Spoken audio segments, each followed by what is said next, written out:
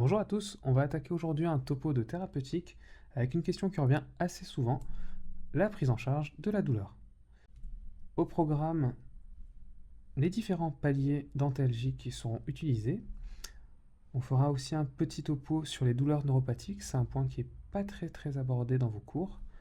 Et enfin, on parlera de la prise en charge antalgique dans le domaine de la pédiatrie.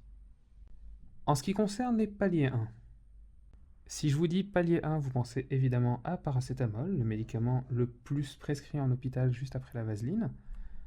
Il faut savoir qu'il y a quand même une dose à ne pas dépasser chez l'adulte qui est de 1 gramme toutes les 6 heures, c'est-à-dire 4 grammes par jour. Chez l'enfant, il faut faire gaffe, c'est plutôt 60 mg kg par jour, soit 15 mg kg toutes les 6 heures. On peut vous poser des questions sur les intoxications au paracétamol. L'antidote ou l'antagoniste sera la N-acétylcystéine. C'est un médicament à manier assez prudemment et pour ça, vous devrez utiliser le normogramme de Prescott. En fonction de votre paracétamolémie, vous aurez une indication ou non à donner de la N-acétylcystéine. L'aspirine, 1 gramme toutes les 6 heures, pareil. Attention évidemment à la toxicité digestive qui peut avoir des effets assez désastreux. Donc pour ça, je vous renvoie à vos cours de gastro-entérologie et vos recommandations liées à l'utilisation des IPP. Attention aussi à l'effet rénal de l'aspirine qui va avoir un effet sur l'artère afférente. Par contre aussi, il ne faut pas oublier tout ce qui est interaction médicamenteuse avec l'aspirine. Rappelez-vous que l'aspirine va se lier sur l'albumine, comme beaucoup d'autres médicaments, ce qui va donc augmenter la part libre, la fraction libre des médicaments, et donc augmenter l'effet de ces médicaments-là. Le néfopan, ce qui est aussi donc l'acupan, qui s'utilise principalement par voie IV ou intramusculaire. Hors AMM, bon, ça se fait souvent dans les urgences par voie sous-cutanée ou péros, vous cassez juste l'ampoule sur un sucre. C'est un médicament qui est assez pratique, mine de rien, si on ne veut pas avoir recours directement à la morphine.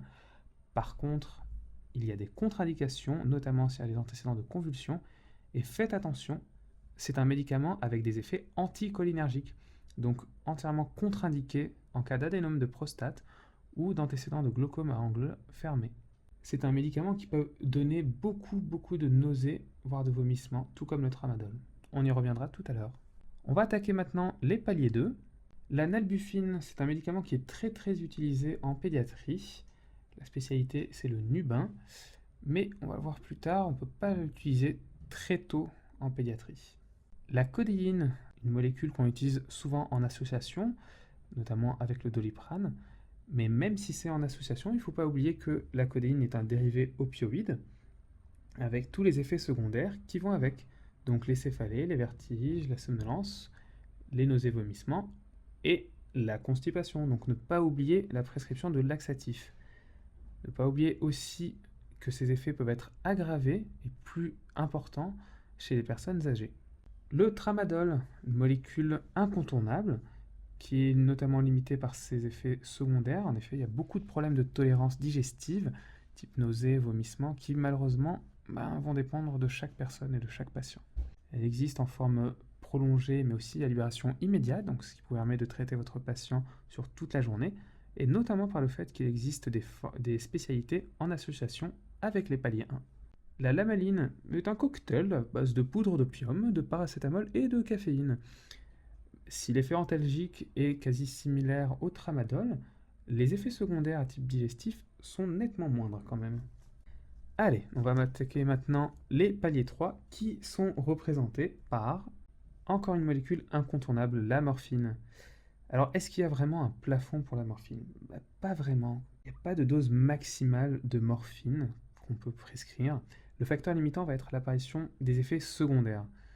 En effet, les effets secondaires à type d'endormissement, des effets respiratoires, des nausées, vomissements, ce sera ces effets secondaires-là qui vont peut-être vous amener à faire une rotation des opioïdes. On va y revenir un peu plus tard avec les équivalences morphiniques. En tout cas, il faut retenir que si on souhaite instaurer un traitement par opioïde fort, dans la douleur chronique non cancéreuse par exemple, malgré ce qu'on a dit sur l'absence de plafond théorique, il est quand même déconseillé de dépasser la dose totale de 100 mg par jour. Mais si vous êtes passé en cancérologie, vous avez pu voir qu'on dépasse malheureusement très vite ce plafond. Elle se prescrit sur des ordonnances sécurisées, donc je vous rappelle qu'il faut écrire en toutes lettres, pas de chiffres, uniquement tout en bas de l'ordonnance à droite pour le nombre de médicaments dispensés sur votre ordonnance. Et c'est une prescription maximale sur 28 jours. L'antidote, c'est la naloxone. La naloxone qui est très efficace, efficacité extrêmement rapide, mais avec une demi-vie elle aussi très rapide. Donc faites attention. Le problème va être que vous allez casser très vite les effets secondaires de la morphine, mais ça va aussi réveiller très très vite la douleur de votre patient. Donc à l'instauration d'un traitement par opioïde, il faudra faire une titration. La titration, c'est vraiment chacun sa sauce, hein. Une petite cuisine qui varie entre chaque médecin, entre chaque service, entre chaque hôpital au final.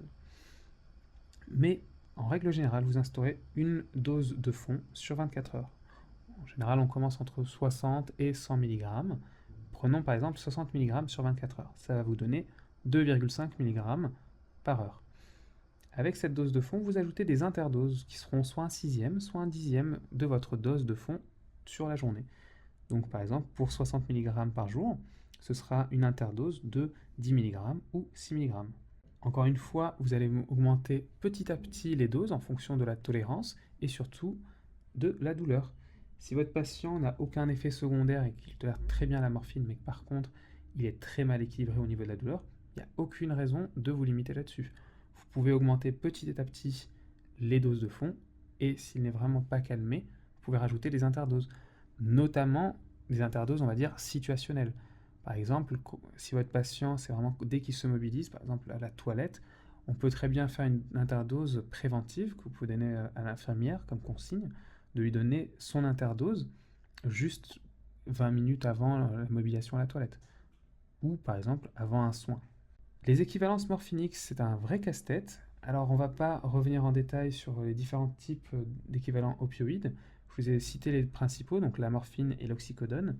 Le fentanyl, c'est vraiment un peu plus particulier, c'est plus au niveau sous-cutané qu'on va l'utiliser.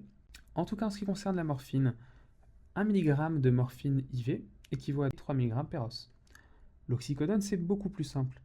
1 mg IV, 1 mg sous-cut. Voilà, basta. Et sinon, ça vous donne 2 mg d'oxycodone per os. On va attaquer maintenant les douleurs neuropathiques.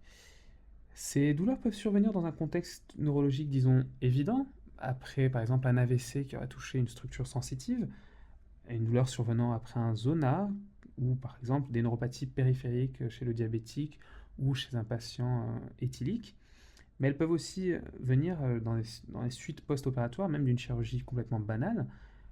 Vous voyez quand même que si vous êtes passé au bloc opératoire, qu'on charcute un bon bout de peau, des muscles et des fibres nerveuses qui passent par là. Ça se caractérise par des douleurs à type de brûlure, des décharges électriques. Ça peut aussi donner des troubles sensitifs qui peuvent aller soit à de l'hypoesthésie ou au contraire à une allodynie, une douleur qui va être induite par un stimulus non douloureux. On a aussi des signes sensitifs qui sont non douloureux pour accompagner en plus votre clinique, des paresthésies, un prurite, un engourdissement.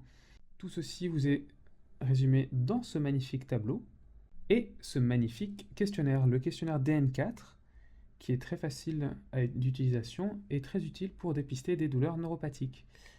Vous cotez par 1 point pour chaque question et un score supérieur ou égal à 4 vous oriente vers une douleur à type neuropathique. Au niveau de traitement, on a 2 grandes classes, les antiépileptiques et les antidépresseurs.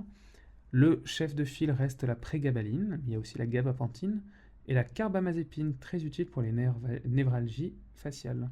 En ce qui concerne les antidépresseurs, c'est surtout représenté par l'amitriptyline, un antidépresseur tricyclique. On va maintenant attaquer la prise en charge antalgique en pédiatrie. On va être assez rapide au final en ce qui concerne l'antalgie sur la pédiatrie. Je vous ai résumé l'âge à partir duquel on pouvait introduire les différentes spécialités, les différentes molécules d'antalgiques. Vous voyez qu'il n'y a aucune limite d'âge pour le paracétamol et la morphine, mais que par contre, par exemple, pour un enfant de 1 mois qui semble clairement douloureux, si on a mis du paracétamol, on va devoir passer très vite à la morphine si la douleur n'est pas assez équilibrée. Il va falloir attendre quelques mois pour attaquer l'ibuprofène ou la codéine, et je ne vous parle même pas de l'acupan. Voilà, c'est tout pour ce topo de thérapeutique sur la prise en charge antalgique. J'espère que ça vous a plu et on se retrouve bientôt pour une prochaine vidéo.